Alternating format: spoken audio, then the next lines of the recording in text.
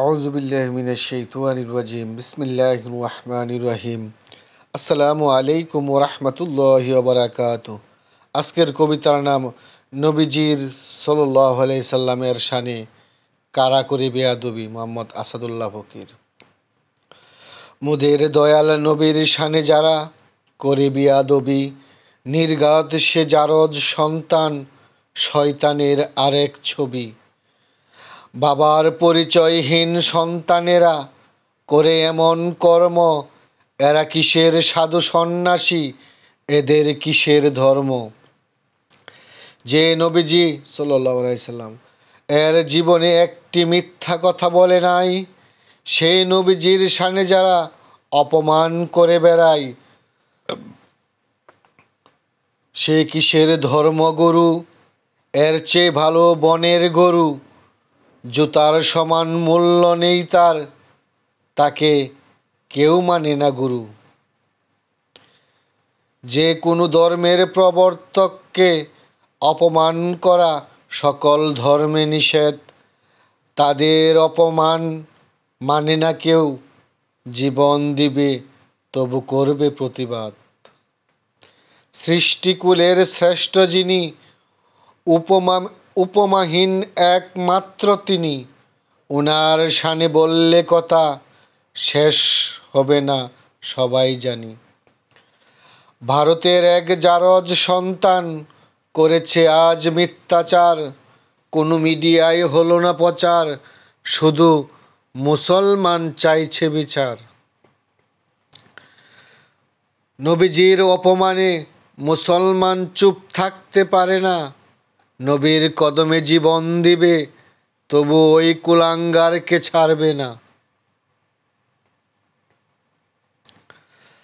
মুসলমানের জীবনের চেয়ে দামি হলো নবীজির সম্মান, উম্মত কিভাবে সইতে পারে প্রিয় নবীর অপমান।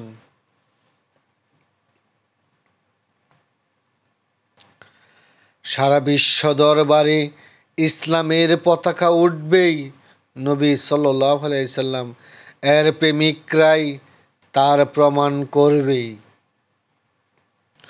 মনে রেখো হে শয়তানের জারজ সন্তানেরা, তোমরা লাঞ্ছিত হবেই যখন এক হব আমরা। মেনে নিতে পারবো না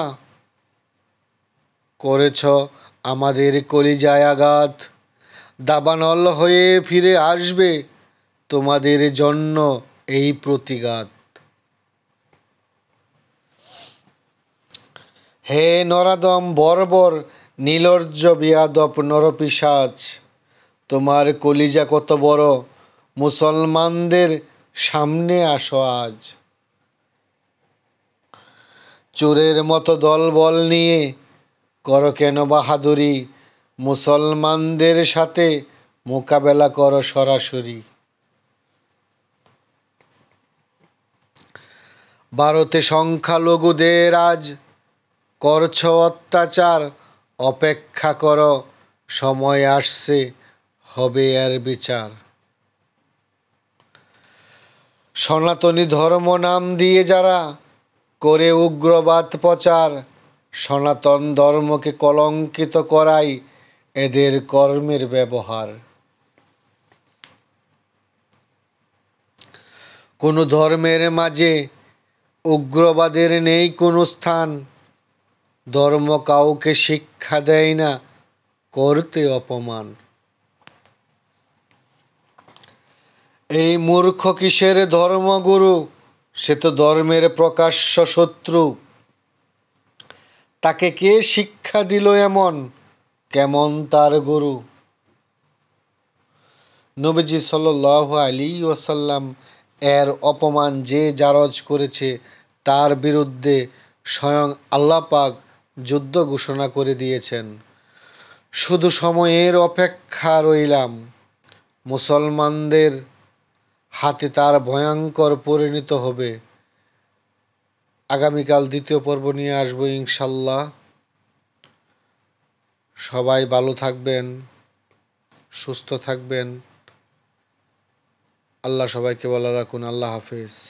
আসসালামু আলাইকুম রহমতুল্লাহি ওবরাকাতু।